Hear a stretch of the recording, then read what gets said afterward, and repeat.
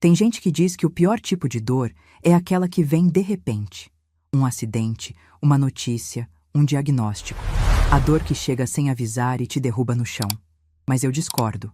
A pior dor é aquela que chega devagar, que vai se instalando dentro de você ao longo dos anos. Tão silenciosa que você nem percebe que está doente. Até que um dia, numa fração de segundo, alguém diz uma frase. Uma única frase. E tudo aquilo que estava adormecido dentro de você acorda de uma vez só. E aí sim você entende o tamanho do estrago. Me chamo Ivone Ferreira dos Santos. Tenho 72 anos. E essa frase foi dita pelo meu próprio filho no corredor de um salão de formatura, enquanto 300 pessoas riam e brindavam ao redor. Ele se aproximou do meu ouvido com aquele sorriso que ele usava quando queria parecer gentil e sussurrou. Não senta na mesa principal, mãe. Você não combina com os convidados. Tem uns lugares ali no fundo, fica mais à vontade lá. Mas antes que vocês sintam raiva ou pena, deixem eu voltar no tempo. Porque essa história não começa naquele salão. Começa muito antes. Começa numa cidade pequena do interior de Minas Gerais, numa casa de chão batido, com uma menina descalça que aprendeu a carregar trouxas de roupa antes mesmo de aprender a ler. Eu nasci em Caeté. Meu pai trabalhava na roça e minha mãe, Dona Teresa, lavava roupa para fora. A gente não tinha quase nada, mas tinha dignidade. Minha mãe passava as camisas dos outros com tanto cuidado que parecia que estava passando seda. E quando alguém perguntava por que ela caprichava tanto em roupa que nem era dela, ela respondia com aquela voz calma que eu nunca esqueci. Porque o capricho é meu, não é da roupa. Eu era a mais velha de 4 irmãos. Quando meu pai partiu, levado por uma condição no peito que nunca foi tratada direito, eu tinha 11 anos. A partir daquele dia, minha infância acabou. Não houve despedida, não houve transição. Num dia eu brincava no quintal. No outro, eu estava ajudando minha mãe a entregar trouxas de roupa lavada pelas ruas de terra da cidade. Aos 13, eu já sabia engomar camisa social melhor do que qualquer lavanderia. Aos 16, arrumei minha mala, que na verdade era uma sacola de feira com minhas roupas dobradas dentro, e fui para Belo Horizonte trabalhar como empregada doméstica. A primeira casa onde trabalhei era de uma família que me tratava como se eu não existisse. Eu dormia num quartinho nos fundos, sem janela, com um colchão fino em cima de um estrado de madeira. Acordava às 5 da manhã para deixar tudo pronto antes que os patrões levantassem. Limpava, passava, cozinhava, servia, recolhia. E quando eles jantavam na sala de jantar bonita, com louça de porcelana e guardanapo de pano, eu comia sozinha na cozinha, de pé, o que sobrava nas travessas. Mandava quase tudo que ganhava para minha mãe e ficava com o mínimo para sobreviver. Vestia roupa que a patroa descartava, calçava sapato apertado que a filha dela não queria mais. E no meu dia de folga, ia à igreja rezar para Deus me dar forças para aguentar mais uma semana. Tinha 16 anos e já conhecia um tipo de solidão que muita gente só descobre na velhice. A solidão de existir num lugar onde ninguém te enxerga. Aos 22 anos, conheci Geraldo. Ele dirigia o ônibus da linha que eu pegava todo domingo para ir à missa. Era um homem calado, de mãos grandes e olhar gentil. Não falava muito, mas quando falava, cada palavra tinha peso. Me pediu em namoro com uma carta escrita à mão, cheia de erros de português, que eu guardo até hoje dentro da minha Bíblia. Casamos no cartório num dia de chuva, sem festa, sem aliança de ouro, sem vestido branco. Fomos morar num cômodo alugado no bairro Lagoinha, com uma cama de casal que ele comprou parcelada e um fogão de 2 bocas que a vizinha nos deu de presente. 2 anos depois, nasceu Renato. E quando eu peguei aquele menino nos meus braços pela primeira vez, aconteceu uma coisa dentro de mim que eu não sei explicar com palavras. Foi como se todo o cansaço, toda a dor, toda a humilhação que eu já tinha passado na vida, de repente tivesse um motivo. Olhei para ele e fiz uma promessa silenciosa, tão firme que parecia uma oração gravada no peito. Esse menino vai ter tudo que eu nunca tive. Ele vai estudar. Vai ter oportunidades, vai andar de cabeça erguida, ninguém nunca vai olhar para o meu filho de cima para baixo. E foi por essa promessa que eu vivi os próximos 20 e tantos anos da minha vida. Geraldo e eu trabalhávamos como 2 condenados. Ele fazia hora extra todo dia, Pegava turnos de madrugada, voltava para casa com os olhos vermelhos de sono. Eu continuava como empregada doméstica, agora na casa da família Monteiro, no bairro de Lourdes. Saía de casa antes do sol nascer e voltava quando Renato já estava dormindo. Às vezes eu chegava tão cansada que nem conseguia tirar o uniforme. Sentava na beira da cama dele, ficava olhando ele dormir e pensava: é por isso. Tudo isso é por ele. Dona Sônia Monteiro, minha patroa, era uma mulher diferente de todas para quem eu já tinha trabalhado. Ela me chamava pelo nome. Perguntava como Renato estava na escola. Guardava livros que ia descartar e me dava para levar para casa.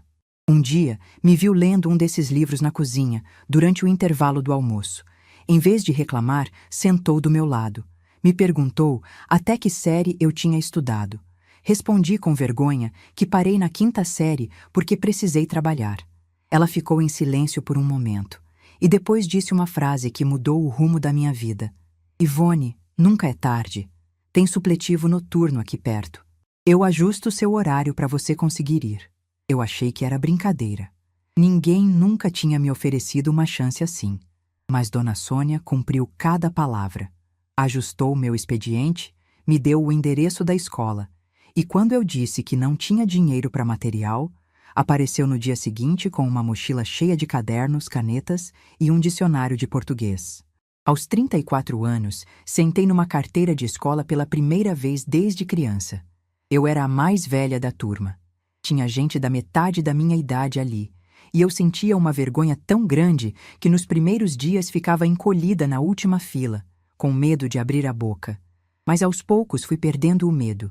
Descobri que aprender me dava uma alegria que eu não sentia há muito tempo. Cada nota boa, cada prova que eu passava, era como se eu estivesse ganhando de volta um pedaço de mim que tinha ficado para trás lá em Caeté. Concluí o ensino médio aos 38 anos. Dona Sônia apareceu na formatura do supletivo com um buquê de flores e me abraçou como se eu fosse da família. Foi a primeira pessoa da minha vida que comemorou uma conquista minha. Geraldo não pôde ir porque estava trabalhando naquela noite. E Renato, que já tinha 14 anos, disse que não queria ir porque achava sem graça. Formatura de supletivo. Mãe, não é formatura de verdade, ele disse sem tirar os olhos do videogame. Eu engoli a tristeza, coloquei as flores num copo de vidro com água e fui dormir sorrindo mesmo assim. Porque aquelas flores eram minhas, aquela conquista era minha. E ninguém podia tirar isso de mim. Mas a vida, quando quer ser generosa, não é pela metade. Dona Sônia me apresentou a um programa de extensão da Universidade Federal, ligado a uma fundação que apoiava mulheres de baixa renda em projetos educacionais. Fiz um curso de educação popular que durou 6 meses e, sem quase perceber como, comecei a dar aulas de alfabetização para adultos no salão da igreja do meu bairro, aos sábados. As primeiras turmas eram pequenas, 8, 10 pessoas, homens e mulheres como eu, que tiveram os estudos roubados pela necessidade, pedreiros que assinavam documentos com o polegar, donas de casa que não conseguiam ler a bula de um remédio, senhoras que nunca tinham escrito o próprio nome. E quando eu via aquelas mãos trêmulas segurando o lápis pela primeira vez, formando letras tortas no caderno, eu sentia uma emoção tão grande que precisava me virar de costas para ninguém ver que eu estava chorando. Porque eu sabia o que era aquilo. Eu sabia o tamanho daquele momento. Eu tinha sido cada uma daquelas pessoas. Enquanto isso, Renato crescia brilhante. Sempre foi o primeiro da turma, sempre tirava notas altas, sempre se destacava. Quando chegou a hora do vestibular, juntamos tudo que tínhamos e pagamos um cursinho pré-vestibular. Geraldo vendeu o relógio que tinha ganhado do pai dele. Eu fiz horas extras na casa da Dona Sônia. E quando o resultado saiu e o nome de Renato apareceu na lista de aprovados em Direito na Universidade Federal, eu caí sentada no chão da cozinha com o papel na mão, soluçando feito criança.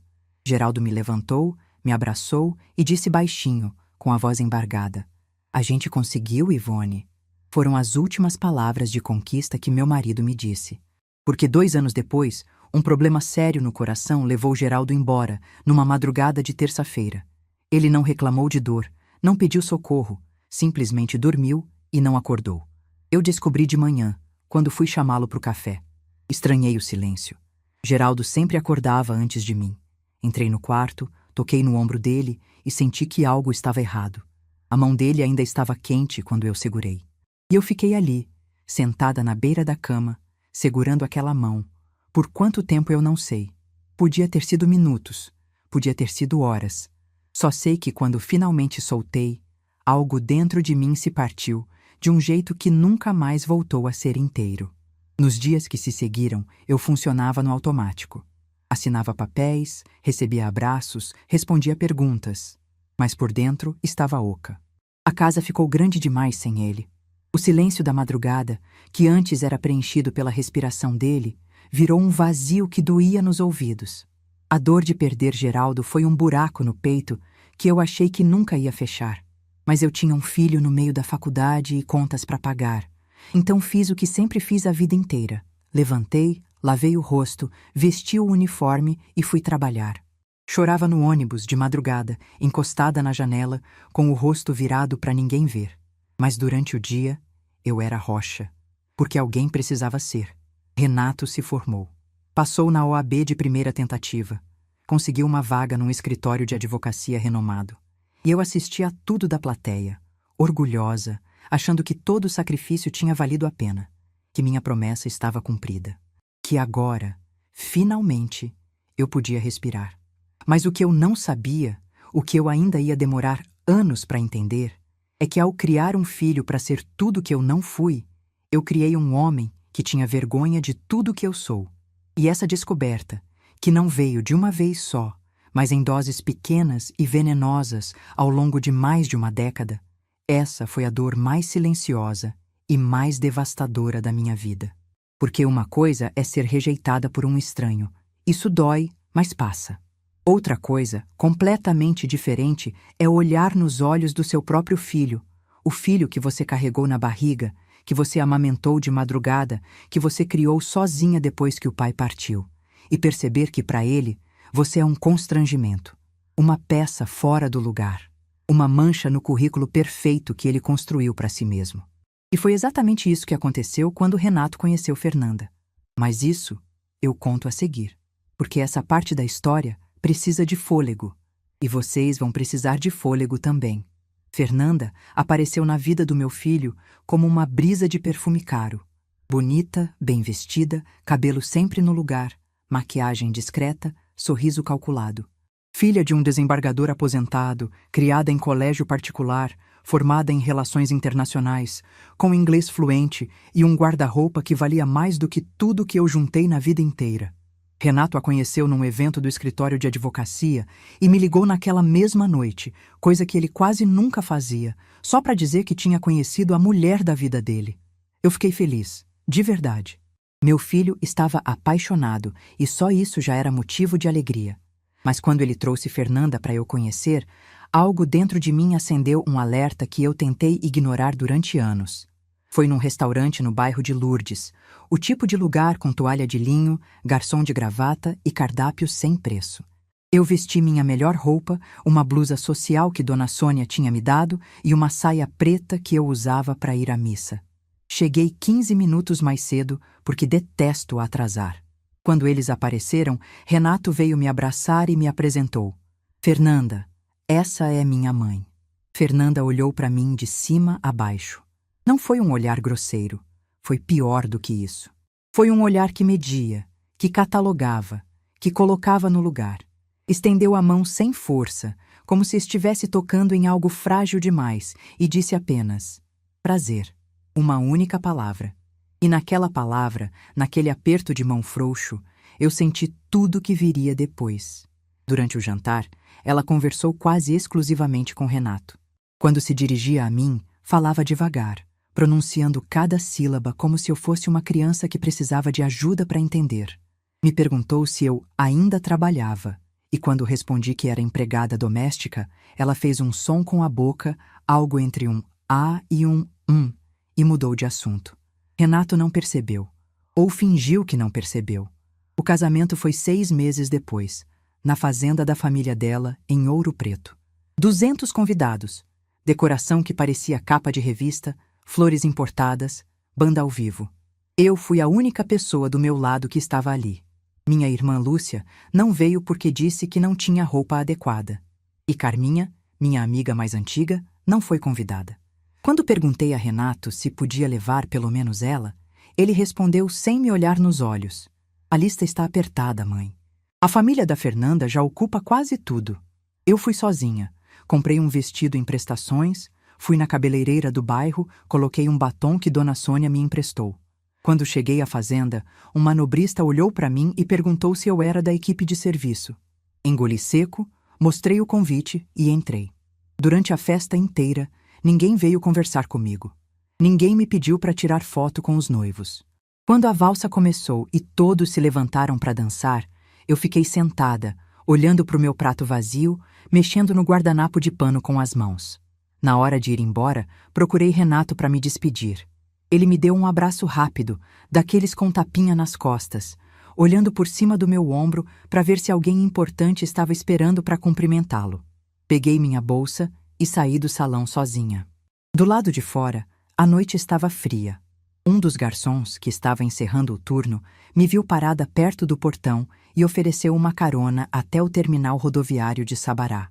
Aceitei sem pensar duas vezes.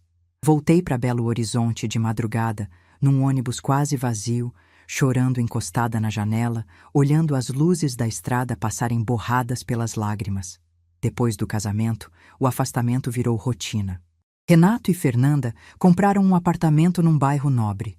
Me convidaram para conhecer, e quando cheguei, Fernanda fez questão de me mostrar cada cômodo como se estivesse fazendo um tour para uma visitante. Tudo impecável, tudo caro, tudo organizado como vitrine de loja. Quando perguntei onde eu poderia ficar se viesse dormir algum dia, houve um silêncio estranho. Fernanda olhou para Renato. Renato olhou para o chão e ela respondeu com aquele sorriso que não chegava nos olhos. "A gente pode ver isso depois, Dona Ivone." Não havia quarto para mim naquela casa. 3 suítes e nenhuma era minha. A mensagem era clara, mesmo que nunca tivesse sido dita em voz alta. As visitas foram ficando cada vez mais raras.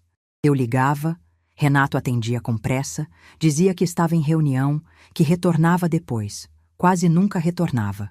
Quando eu aparecia de surpresa, Fernanda abria a porta com aquele sorriso de protocolo e eu sentia no ar que minha presença era tolerada, não desejada. Ficava 1 hora, tomava um café e ia embora antes que alguém precisasse inventar uma desculpa para me dispensar. Então nasceu Guilherme, meu primeiro neto. E quando eu segurei aquele bebê nos braços, senti a mesma coisa que tinha sentido quando Renato nasceu. Aquele amor instantâneo, avassalador, que não pede licença para entrar. Guilherme tinha os olhos do Geraldo. Os mesmos olhos calmos, profundos, que pareciam enxergar além do que as pessoas mostravam. Desde pequenininho, ele me olhava de um jeito diferente. Com curiosidade, com carinho, com uma ternura que eu já não encontrava nos olhos do próprio pai dele.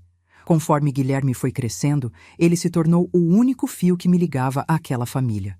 Quando era pequeno, Renato ainda permitia que eu ficasse com ele de vez em quando. O menino adorava quando eu contava histórias da minha infância em Caeté, quando eu fazia bolo de fubá na cozinha e deixava ele lambuzar a colher, quando eu ensinava as cantigas que minha mãe cantava enquanto lavava roupa.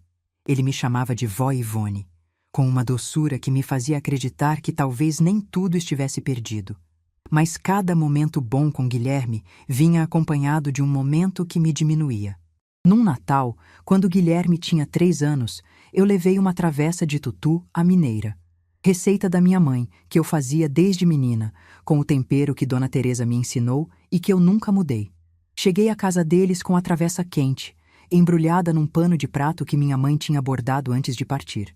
Era um pano velho, com as bordas já desfiando, mas para mim valia mais do que qualquer tecido do mundo. Fernanda abriu a porta, olhou para a travessa, olhou para o pano bordado e disse com aquela voz doce que cortava como lâmina: "Ai, Dona Ivone, não precisava se incomodar. A gente já encomendou o jantar de um restaurante, mas fica aí na cozinha, quem sabe alguém come depois." Ninguém comeu. O tutu ficou na geladeira a noite inteira. Quando fui embora no dia seguinte, levei a travessa de volta, vazia de comida e cheia de vergonha. No ônibus de volta para casa, abri a sacola e fiquei olhando para o pano bordado da minha mãe. Passei a mão naquelas linhas gastas e pensei: Dona Teresa, a senhora fez isso com tanto amor. E eles nem olharam. Outra vez, no aniversário de 5 anos de Guilherme, eu preparei um presente especial. Passei semanas montando um álbum de fotos da família. Imagens do Geraldo jovem, de quando Renato era bebê, da minha mãe na porta da casa em Caeté.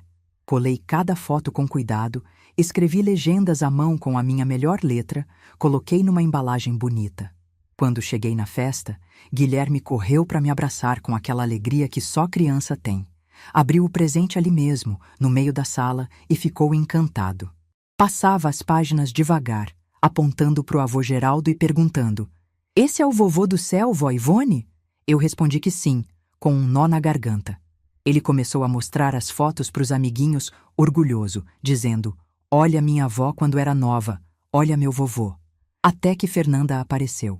Tirou o álbum das mãos dele com aquele gesto eficiente de quem está organizando a bagunça e disse: "Depois você vê isso, filho. Agora vai brincar com seus amigos." Guardou o álbum numa gaveta da estante e nunca mais eu vi. Guilherme me olhou com aqueles olhos tristes, de quem não entende por que tiraram algo que ele gostava. Eu sorri para ele, fingindo que estava tudo bem, e fui para a cozinha ajudar a servir o bolo. Mas por dentro, mais uma rachadura se abria. Conforme Guilherme cresceu, as visitas ficaram mais difíceis. Fernanda o matriculou em aulas de inglês, de tênis, de piano. A agenda dele foi ficando cheia e eu fui sendo empurrada para as margens. Quando eu ligava para falar com ele, Fernanda dizia que estava ocupado. Quando eu pedia para buscá-lo na escola para uma tarde comigo, a resposta era sempre: "Essa semana não dá, dona Ivone. Quem sabe no mês que vem." O mês que vem nunca chegava. E teve um dia que me marcou de um jeito que carrego até hoje. Guilherme tinha uns 12 anos e a escola organizou um evento do Dia dos Avós. Ele me ligou animado, quase gritando no telefone: "Vó, tem uma festa para os avós na escola. Vem, por favor, vem." Eu fiquei tão feliz que comprei uma blusa nova no mesmo dia. Arrumei o cabelo, cheguei cedo na escola, ansiosa para ver meu neto. Mas quando entrei no portão, vi Renato no pátio, conversando com a coordenadora. Ele me viu e veio caminhando rápido, me puxou para o canto, perto das árvores, longe de todo mundo. E disse, com aquele tom que ele usava quando queria parecer gentil, mas estava me dando uma ordem: "Mãe, os pais da Fernanda vão estar aqui. São os outros avós. Eles são muito presentes na vida do Guilherme. Não precisa ficar muito tempo, tá? Dá um abraço nele e pode ir embora, para não ficar estranho." Para não ficar estranho. Eu era a estranha. Na vida do meu próprio neto, eu era o elemento que destoava. Olhei para o meu filho e não reconheci nada naquele rosto. Não vi o menino que eu embalava de madrugada, não vi o adolescente que comia meu bolo de fubá, não vi o universitário que chorou no meu ombro quando o pai partiu. Vi um homem de terno que estava me pedindo para sumir. E naquele momento, pela primeira vez em anos, eu quase disse tudo. Senti as palavras subindo pela garganta como uma onda quente, pressionando os dentes, querendo sair. Quase perguntei se ele tinha vergonha do chão que eu esfreguei para pagar os livros dele. Quase perguntei se o diploma na parede do escritório pesava menos do que a mãe que sacrificou tudo por ele. Senti minhas mãos se fecharem, meus olhos arderem, meu corpo inteiro tremer. Foi o momento mais perto que eu cheguei de explodir. Mas não explodi. Porque minha mãe me ensinou que a dignidade é a última coisa que a gente perde. E naquele dia, era tudo que eu tinha. Não disse nada. Caminhei até Guilherme, que veio correndo me abraçar com aquela força que só neto tem. Apertei ele contra mim, senti o cheiro do cabelo dele e coloquei um bombom no bolso da calça, como fazia desde que ele era pequenininho. Ele sorriu e disse: "Obrigado, vó. Fica, vai."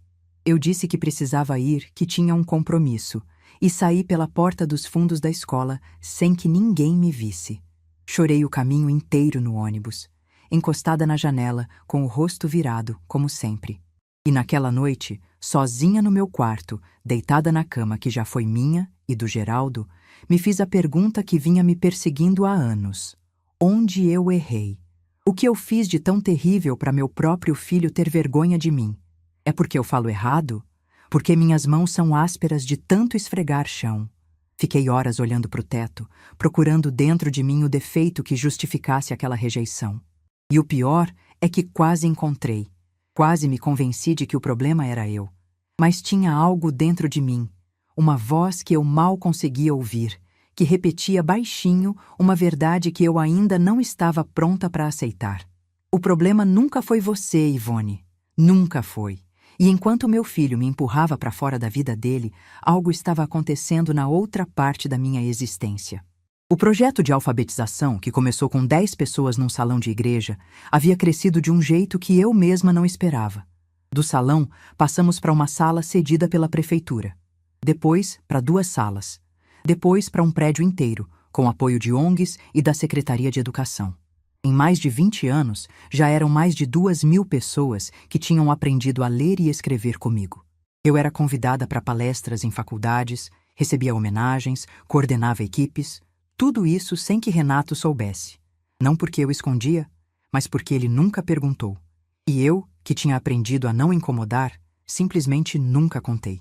E foi exatamente essa parte da minha vida, essa parte invisível, construída tijolo por tijolo, enquanto ninguém olhava, que um dia, num salão cheio de gente, ia gritar tão alto que ninguém conseguiria ignorar. Mas isso ainda estava por vir. E quando veio, veio de um jeito que nem eu mesma poderia ter imaginado. Foi numa tarde de quarta-feira, dessas tardes comuns que não avisam que vão mudar a sua vida. Eu estava na cozinha do meu apartamento, lavando umas xícaras, ouvindo rádio baixinho, quando o telefone tocou. Atendi, achando que era Carminha, que sempre ligava nesse horário para saber se eu queria ir caminhar na praça. Mas do outro lado da linha veio uma voz que eu não conhecia, formal, de quem trabalha em escritório. Boa tarde, estou falando com a senhora Ivone Ferreira dos Santos? Confirmei, já desconfiada. Pensei que fosse propaganda, cobrança, alguma dessas coisas. Mas a moça se identificou como secretária do gabinete do reitor da Universidade Federal. E o que ela disse em seguida me fez largar a xícara dentro da pia e sentar na cadeira da cozinha porque minhas pernas simplesmente pararam de funcionar. Ela disse que eu havia sido indicada por um conselho acadêmico, aprovada por unanimidade em votação do colegiado, e que a universidade gostaria de me conceder o título de doutora honoris causa, a mais alta distinção que a instituição poderia oferecer em reconhecimento ao meu trabalho de mais de 2 décadas alfabetizando comunidades de Belo Horizonte. Pedi para ela repetir. Ela repetiu, com a mesma calma. Pedi para repetir de novo. E eu percebi que estava chorando sem fazer barulho, com a mão sobre a boca, as lágrimas escorrendo entre os dedos. Doutora honoris causa. Eu, Ivone, empregada doméstica, filha de lavadeira. A mulher que aprendeu a ler tarde demais e ensinou outros a ler porque sabia o tamanho daquela dor. Da mesma universidade onde meu filho e meu neto se formaram. A moça explicou que a cerimônia de entrega do título seria feita durante a colação de grau do curso de Direito, na mesma solenidade em que Guilherme ia receber o diploma. O reitor queria fazer uma homenagem especial, unindo a formatura dos alunos à entrega do honoris causa. Eu ia subir no mesmo palco onde meu neto ia receber o canudo. Disse que eu receberia uma carta oficial com todos os detalhes e me pediu confirmação. Quando desliguei o telefone, fiquei parada olhando para a parede da cozinha. Os azulejos brancos, a torneira pingando, o rádio tocando uma música que eu nem ouvia mais. Fiquei ali não sei quanto tempo. Depois me levantei, fui até o quarto, abri o guarda-roupa e fiquei olhando para as minhas roupas. Eu ia precisar de um vestido. Um vestido bonito, digno da ocasião. E ia precisar de coragem, muita coragem. Nos dias seguintes, recebi a carta oficial pelo correio. Envelope timbrado, papel grosso, letras douradas. Li tantas vezes que decorei cada palavra. Guardei dentro da minha Bíblia, junto com a carta de amor do Geraldo, cheia de erros de português. As 2 coisas mais importantes que alguém já colocou no papel para mim estavam ali, juntas, entre as páginas do livro de Salmos. Comprei um vestido azul marinho numa loja do centro com dinheiro que eu mesma juntei. Fui na cabeleireira, pedi para arrumar meu cabelo branco de um jeito elegante. Carminha me emprestou uns brincos discretos que tinham sido da mãe dela. Quando me olhei no espelho, quase não me reconheci. Não porque estivesse diferente por fora, mas porque algo nos meus olhos tinha mudado. Tinha uma luz ali que eu não via há anos. Mas 3 dias antes da cerimônia, quase desisti de tudo. Renato me ligou. Coisa rara.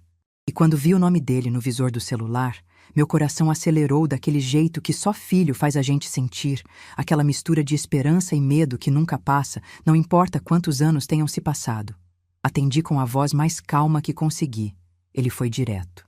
Disse que a formatura de Guilherme seria um evento muito importante, que a família de Fernanda estaria toda presente, que tinham reservado uma mesa grande na frente do salão. E então acrescentou, com aquele tom casual que ele usava quando queria esconder a crueldade dentro da educação. Se você quiser ir, mãe, chega cedo para não atrapalhar a organização. Senta em algum lugar mais discreto, que fica mais confortável para todo mundo. Mais confortável para todo mundo. Menos para mim. Desliguei o telefone e sentei na beira da cama. Olhei para o vestido azul marinho pendurado no cabide, para o convite oficial do reitor apoiado no criado mudo, para os brincos da Carminha em cima da cômoda. E me perguntei se valia a pena. Se eu aguentaria passar por mais uma humilhação naquele salão. Se não era melhor ligar para o gabinete do reitor, agradecer, inventar um problema de saúde e ficar em casa, protegida pelo silêncio que eu já conhecia tão bem. Passei aquela noite inteira acordada. Virava de um lado, virava do outro. A voz do meu filho ecoando na minha cabeça, se misturando com outras vozes, de outros momentos. Para não ficar estranho, do dia dos avós. A lista está apertada, do casamento. Depois você vê isso da Fernanda tirando o álbum das mãos do Guilherme. Todas aquelas frases que eu tinha engolido ao longo dos anos formaram um coro que repetia a mesma coisa. Você não pertence, Ivone. Você não combina. Você não é suficiente. De manhã, eu já tinha quase decidido não ir. Estava com o telefone na mão, pronta para ligar para o gabinete, quando a campainha tocou. Era Carminha, com café numa garrafa térmica e bolo de milho embrulhado num pano de prato. Aquela mulher tinha um sexto sentido para saber quando eu estava desmoronando. Entrou sem pedir licença, como fazia há 40 anos. Colocou o café na mesa, cortou o bolo e sentou na minha frente. Bastou me olhar para entender, não precisei dizer uma palavra. Ela olhou para o vestido pendurado, olhou para o convite, olhou para mim e disse com aquela firmeza tranquila que só Carminha tinha. Você não vai desistir, Ivone. Eu comecei a chorar. Disse que não sabia se conseguia, que meu filho ia me humilhar de novo, que ia me colocar no fundo do salão como sempre fazia, que eu não aguentava mais sentir que estava sobrando na vida das pessoas que eu mais amava. Carminha segurou minhas mãos, olhou nos meus olhos e disse uma frase que eu vou carregar até o último dia da minha vida. Se o seu filho não enxerga quem você é, ele vai ser obrigado a enxergar quando 300 pessoas estiverem de pé aplaudindo o seu nome. Sequei o rosto. Tomei o café. Comi o bolo. E quando Carminha foi embora, eu peguei o vestido, passei a mão no tecido e disse baixinho, para mim mesma, eu vou. O dia da cerimônia chegou com sol. Eu acordei antes das 5, como se meu corpo soubesse que aquele não era um dia qualquer. Tomei banho devagar, coloquei o vestido, arrumei o cabelo, passei o batom. Carminha veio me buscar e fomos juntas de ônibus até o campus. No caminho, ela segurava minha mão e eu segurava a bolsa contra o peito como se fosse um escudo. O salão era imenso.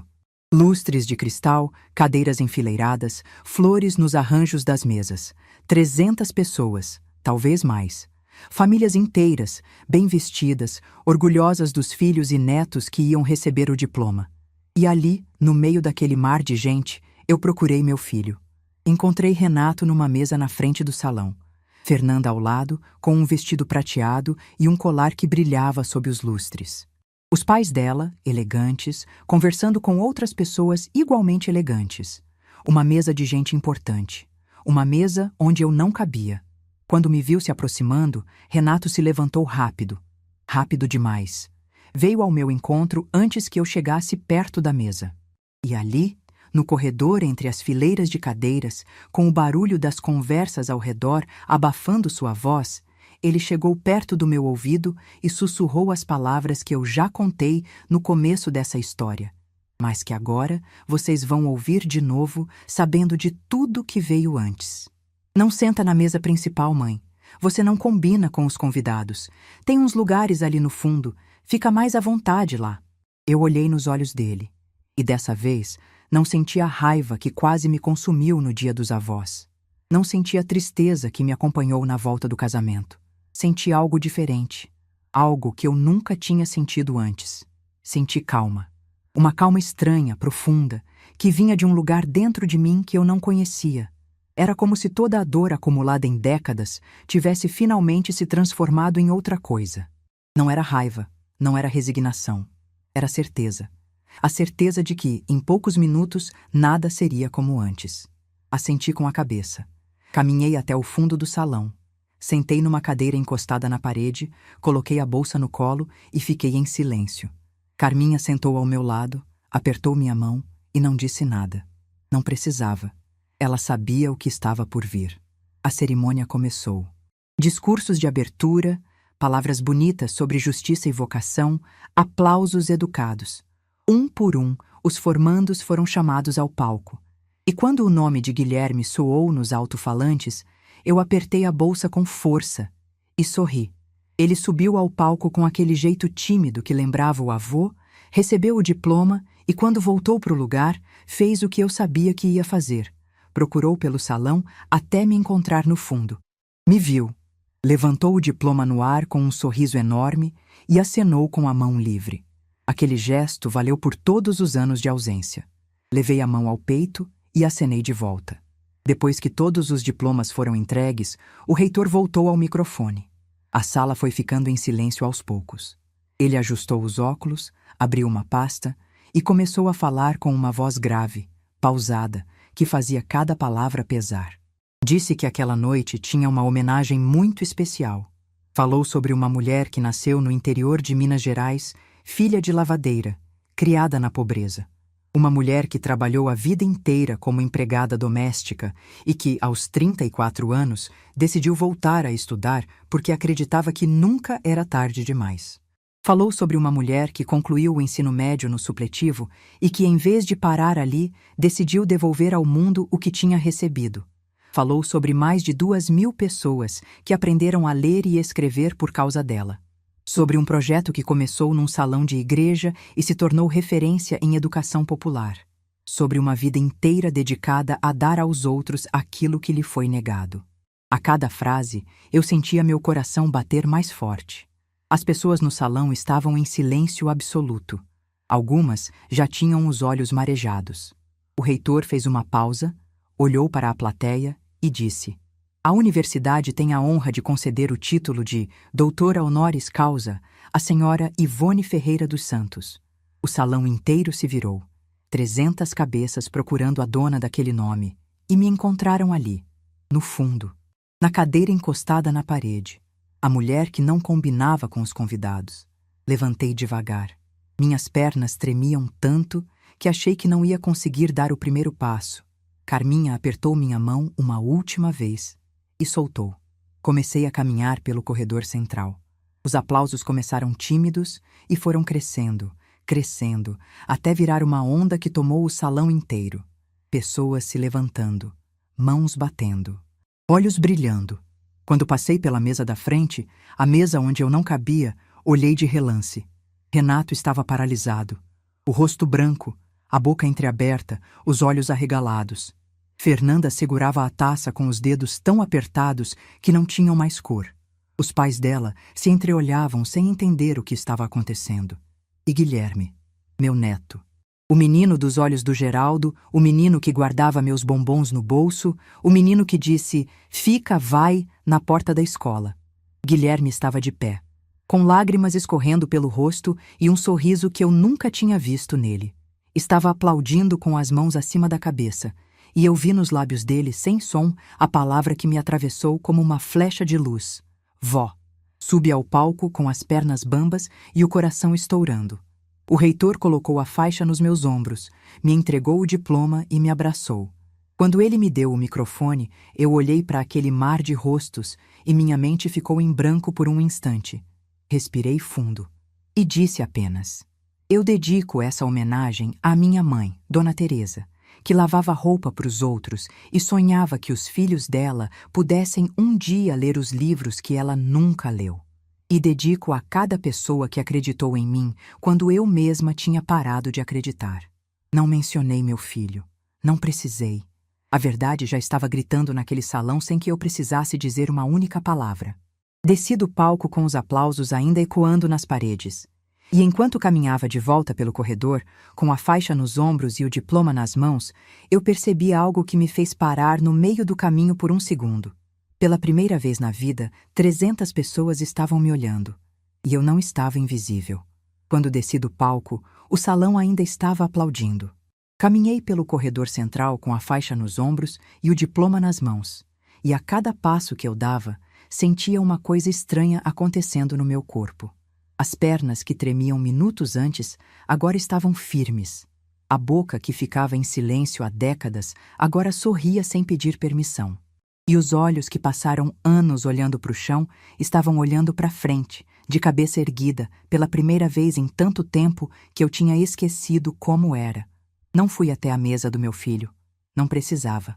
Voltei para o fundo do salão, onde Carminha me esperava de pé, com os olhos vermelhos e o sorriso mais largo que eu já vi naquele rosto. Ela me abraçou apertado e disse no meu ouvido: "Sua mãe ia estar tão orgulhosa, Ivone, tão orgulhosa." E eu chorei. Mas dessa vez não era o choro de sempre, escondido, encostado na janela do ônibus, com o rosto virado para ninguém ver. Era um choro aberto, limpo, de quem finalmente se permitiu sentir o que merecia sentir. Antes que eu conseguisse secar o rosto, senti 2 braços me envolvendo por trás. Braços fortes, jovens, apertados. Virei e era Guilherme. Meu neto estava ali, com o diploma dele numa mão e lágrimas ainda escorrendo pelo rosto. E me abraçou de um jeito que ele não me abraçava desde criança. Daquele jeito inteiro, sem pressa, sem constrangimento, sem olhar para os lados para ver se alguém estava vendo. Ele se afastou um pouco, segurou meus ombros e me olhou com aqueles olhos do Geraldo, os mesmos olhos calmos e profundos, e disse com a voz embargada: "Por que eu nunca soube, vó? Por que ninguém nunca me contou?" Eu passei a mão no rosto dele, tirei uma lágrima que estava presa no canto do olho e respondi: "Porque ninguém nunca perguntou, meu filho." Ele baixou a cabeça. Ficou em silêncio por alguns segundos. E quando levantou de novo, tinha algo diferente nos olhos dele. Uma mistura de orgulho e de uma dor que ele ainda ia levar tempo para entender completamente. Ele disse: "Eu vou conhecer tudo, vó. Quero ver o projeto, quero conhecer seus alunos, quero saber tudo." Eu sorri e disse que sim, que ele seria bem-vindo a qualquer momento. Renato não veio me procurar naquela noite. Eu vi de longe quando ele se levantou da mesa, quando falou alguma coisa no ouvido de Fernanda, quando os dois saíram do salão antes do final da cerimônia. Saíram pela porta lateral, rápidos, de cabeça baixa, como quem foge de alguma coisa. E naquele momento, olhando meu filho ir embora, eu entendi uma coisa que me doeu, mas que também me libertou. Ele não saiu de vergonha de mim. Saiu de vergonha de si mesmo. Carminha e eu voltamos para casa de ônibus, como sempre. Mas naquela noite o ônibus parecia diferente. A cidade lá fora parecia diferente. Tudo tinha a mesma forma, as mesmas luzes, os mesmos sons. Mas eu olhava para tudo com olhos novos. Olhos de uma mulher que acabava de descobrir, aos 72 anos, que existia uma versão dela que o mundo ainda não conhecia. Que ela mesma ainda não conhecia. Quando cheguei em casa, coloquei a faixa do honoris causa sobre a mesa da sala e fiquei olhando. Parecia impossível. Aquela faixa, com o nome da universidade bordado em dourado, estava na minha mesa. Na mesa de uma empregada doméstica. Na mesa de uma filha de lavadeira que aprendeu a ler aos 34 anos. Passei a mão no tecido e senti o peso daquela conquista. Não era só um título. Era a prova de que eu existia. De que minha vida tinha valido alguma coisa além de servir os outros. Naquela noite, dormi a noite inteira pela primeira vez em meses. Sem virar de um lado para o outro, sem acordar de madrugada com o peito apertado, sem ficar olhando para o teto procurando respostas.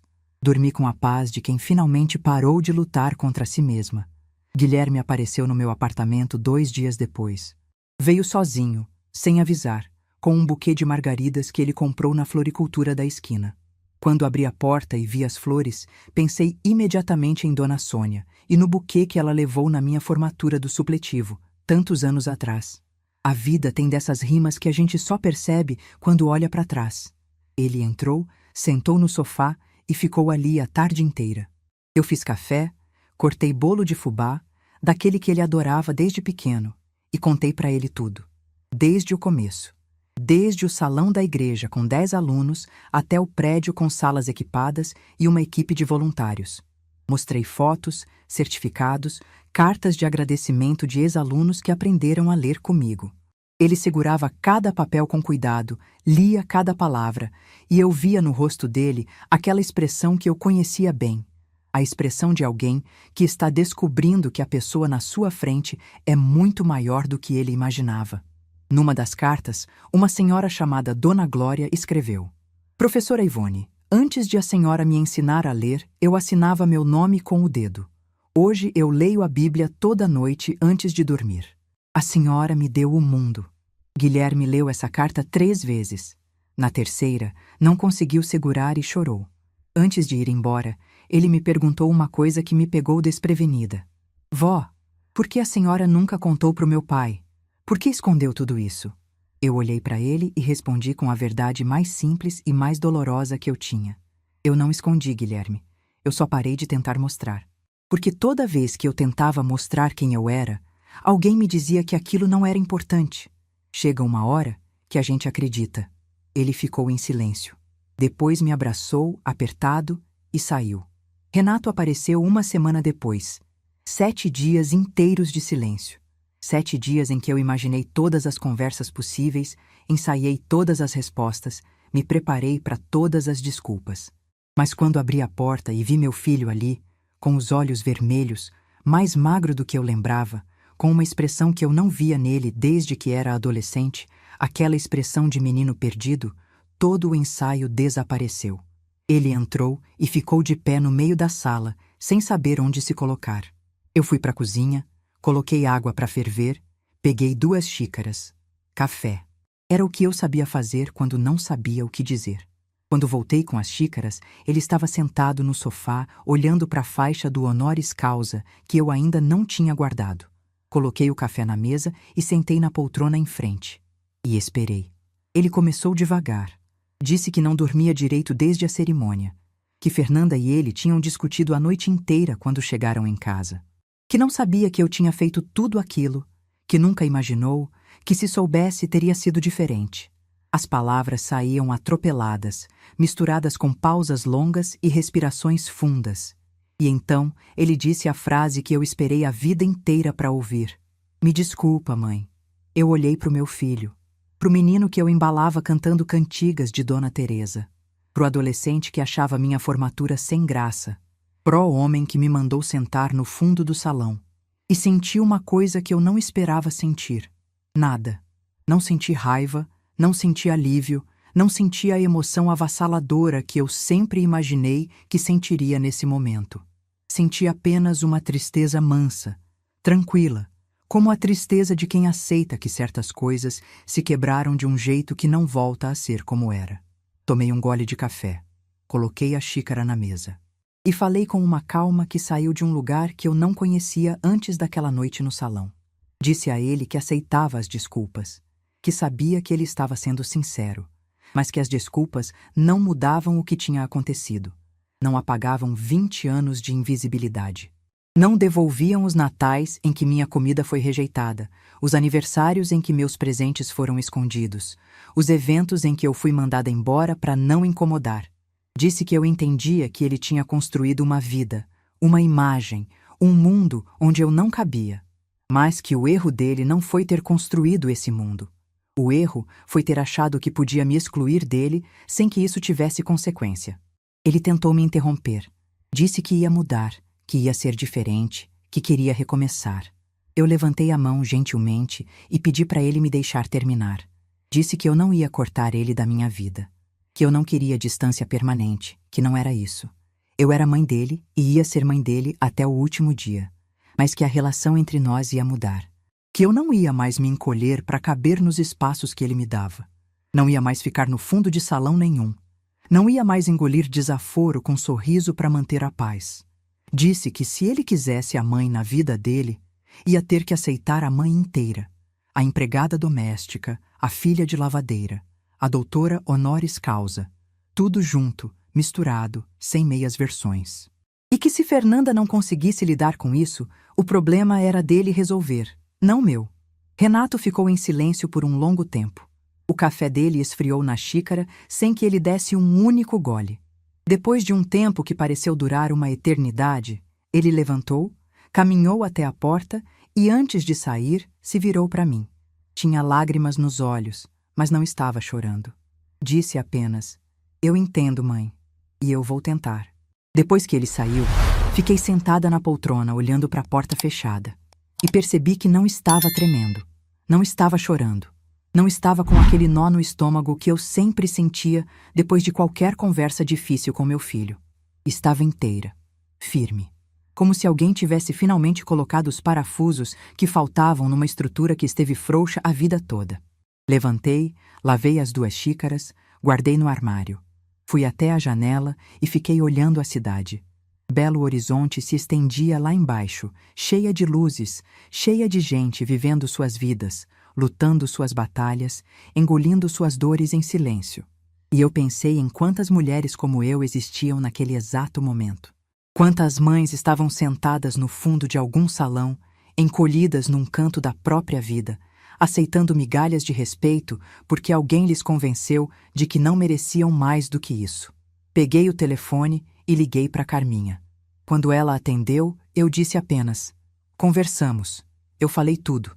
Ela ficou em silêncio por um segundo e depois perguntou: "E como você está?" Eu pensei um instante e respondi com uma verdade que me surpreendeu enquanto saía da minha boca. "Estou leve, Carminha. Pela primeira vez em anos, estou leve." Naquela noite, antes de dormir, fui até a cômoda e abri a gaveta onde eu guardava a Bíblia. Tirei a carta do Geraldo, aquela carta cheia de erros de português, escrita à mão, com tinta azul que já estava desbotando. Li pela 1000ª vez. E uma frase que ele escreveu lá no começo, que eu sempre achei simples demais, de repente fez todo o sentido do mundo. "Ivone, você é a mulher mais forte que eu conheço. Só falta você acreditar nisso." Geraldo sabia. Desde o começo, ele sabia. E levou 30 anos a perda dele, décadas de humilhação silenciosa e uma noite num salão de formatura para eu finalmente entender o que ele quis dizer. Guardei a carta de volta na Bíblia. Apaguei a luz. E pela 2ª noite seguida, dormi em paz. Não a paz de quem resolveu todos os problemas, mas a paz de quem finalmente parou de ser o problema. 6 meses se passaram desde aquela noite no salão de formatura. 6 meses que pareceram 6 anos, porque cada dia trouxe uma descoberta nova sobre a mulher que eu estava me tornando. Ou melhor, sobre a mulher que eu sempre fui e que finalmente tinha parado de se esconder. Eu continuo morando no meu apartamento em Belo Horizonte. O mesmo apartamento pequeno, com a varanda de onde se vê a cidade se acender quando a noite chega. Mas agora ele está diferente. Tem mais cor, mais vida, mais presença. Coloquei uma estante na sala, onde antes tinha só parede vazia. Nessa estante estão meus livros, os certificados do projeto de alfabetização, algumas fotos que eu mesma escolhi colocar ali, e no centro, num suporte de veludo que Carminha me deu de presente, o diploma de doutora honoris causa. Toda vez que passo por ali e olho para aquele papel, ainda sinto um arrepio. Não de surpresa, porque já me acostumei, mas de gratidão. Gratidão por não ter desistido naquela manhã em que quase liguei para o gabinete do reitor para cancelar tudo. O projeto de alfabetização continua. E cresceu. Depois da cerimônia, a universidade me convidou para fazer parte de um programa de extensão comunitária como coordenadora voluntária. Ganhei uma sala no campus, com mesa, computador, telefone. Eu, que por décadas entrava em universidade só como empregada doméstica, agora entrava pela porta da frente, com um crachá pendurado no pescoço e alunos me chamando de Professora Ivone. Às vezes me pego sorrindo sozinha nos corredores, achando graça do destino. As turmas de alfabetização agora funcionam em 3 bairros diferentes. Temos voluntários jovens, A maioria estudantes universitários que querem experiência prática. E tem uma coisa que me emociona toda vez. Alguns dos meus ex-alunos, pessoas que aprenderam a ler comigo há 10, 15 anos, voltaram como voluntários para ajudar os novos. Dona Glória, aquela mesma que escreveu a carta que fez Guilherme chorar, hoje me ajuda nas aulas de terça e quinta. Ela diz que quer devolver o que recebeu. Quando a ouço dizer isso, preciso respirar fundo para não desmanchar na frente de todo mundo. Guilherme cumpriu cada palavra que disse naquela noite. Ele aparece no projeto toda semana, às vezes 2 vezes por semana. Ajuda com a parte de informática, ensina os alunos a mexer no celular, no computador, coisas que eu mesma ainda estou aprendendo. Mas o mais bonito não é o que ele faz, é como ele faz. Com paciência, com respeito, com aquele olhar do Geraldo que parece dizer a cada aluno: eu te enxergo, você importa. Um dia depois de uma aula, estávamos arrumando a sala quando ele disse, sem me olhar, como se estivesse falando com a parede: Vó, eu tenho vergonha do meu pai. Parei o que estava fazendo. Ele continuou: vergonha de como ele tratou a senhora. Vergonha de eu não ter enxergado antes. Vergonha de ter sido criado achando que certas pessoas valiam mais que outras por causa de um diploma ou de um sobrenome. Eu larguei os papéis que estava organizando, sentei na cadeira ao lado dele e disse: não tenha vergonha do seu pai, Guilherme. Tenha compaixão. Ele foi criado por uma mãe que ensinou que o valor das pessoas está no que elas conquistam, não no que elas são. Eu falhei nisso. Ensinei ele a subir, mas esqueci de ensinar ele a olhar para trás e estender a mão. Guilherme me olhou com aqueles olhos molhados e disse: a senhora não falhou em nada, vó. Ele que escolheu não aprender. Ficamos em silêncio por um tempo. Depois ele abriu a mochila e tirou de dentro um embrulho. Era um pacote retangular, embrulhado em papel pardo, meio amassado, como se tivesse ficado guardado por muito tempo num lugar apertado. Me entregou e disse apenas: achei isso no fundo do meu armário quando me mudei para o meu apartamento novo. Estava lá desde que eu era criança. Abri o embrulho devagar. E quando vi o que era, minhas mãos pararam no ar. Era o álbum de fotos. O mesmo álbum que eu montei para o aniversário de 5 anos dele.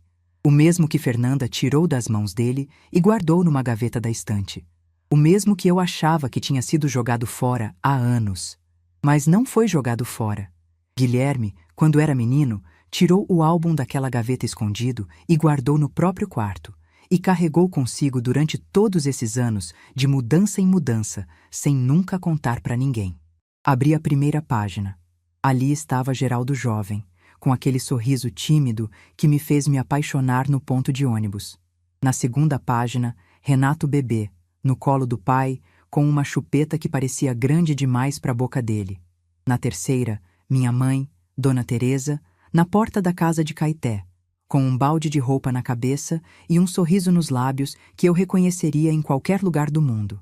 As legendas que eu escrevi à mão com a melhor letra que eu tinha ainda estavam ali, um pouco desbotadas, um pouco borradas pelo tempo, mas legíveis. E na última página, uma que eu tinha esquecido que existia, eu tinha escrito uma dedicatória para o meu neto Guilherme, para que ele sempre saiba de onde veio. Com amor, vó Ivone. Segurei aquele álbum contra o peito e chorei. Chorei pelo menino de 5 anos que escondeu um presente da avó no fundo do armário, porque sabia, mesmo sem entender por quê, que aquilo era importante demais para ser esquecido. Chorei pelo homem de 22 anos que carregou aquele álbum por quase 2 décadas sem saber o peso que ele tinha. E chorei por mim, pela mulher que achou que aquele gesto de amor tinha sido descartado como lixo, quando, na verdade, tinha sido guardado como tesouro. Guilherme me abraçou e ficou ali, em silêncio, me deixando chorar. Ele aprendeu isso comigo, que às vezes a coisa mais generosa que a gente pode fazer por alguém é simplesmente ficar. Sobre Renato, ele está tentando. Não vou mentir dizendo que está tudo resolvido porque não está, mas ele liga toda semana. Às vezes a conversa é curta, às vezes é só para perguntar como eu estou, mas ele liga. Me visitou 3 vezes nesses 6 meses. Na última vez, trouxe um bolo de padaria e ficou constrangido quando viu que eu tinha acabado de fazer um bolo de fubá. Ofereci os 2 e ele comeu do meu. Não disse nada sobre isso, não fez comentário nenhum, mas comeu 2 fatias. E isso Para quem conhece a nossa história, foi mais do que qualquer pedido de desculpas. Fernanda nunca veio ao meu apartamento. Nunca ligou. Nunca mandou mensagem. E eu não a procurei. Não por rancor, mas porque entendi que certas relações não são minhas para consertar. Segundo Guilherme, ela e Renato estão passando por um momento difícil. Não quis saber os detalhes. A vida deles é deles, e eu já aprendi que me colocar no meio de batalhas que não são minhas só me machuca. Carminha continua sendo Carminha. Minha rocha, minha consciência, minha melhor amiga. A gente caminha na praça todo fim de tarde, toma café juntas, reclama do calor, comenta as novelas. Ela me trata como sempre me tratou, como Helena Ivone Ferreira dos Santos, uma mulher inteira com defeitos e qualidades, e não como a mãe de alguém ou a avó de alguém. Semana passada fiz algo que eu estava planejando há meses. Peguei um ônibus para Caeté. Voltei para a cidade onde nasci, onde minha mãe lavou roupa a vida inteira, onde meu pai plantou e colheu até o corpo não aguentar mais. A casa já não existe. No lugar dela tem um estacionamento. Mas a rua é a mesma, as árvores são as mesmas e o cheiro de terra molhada depois da chuva é exatamente como eu lembrava. Fiquei parada na calçada, olhando para onde a casa costumava ficar. Fechei os olhos e vi minha mãe estendendo roupa no varal, cantando baixinho. Vi meu pai chegando da roça com as botas sujas de barro. Vi a menina que eu fui, descalça, com as mãos cheias de sabão, ajudando a torcer os lençóis. Abri os olhos e a imagem sumiu, mas a sensação ficou.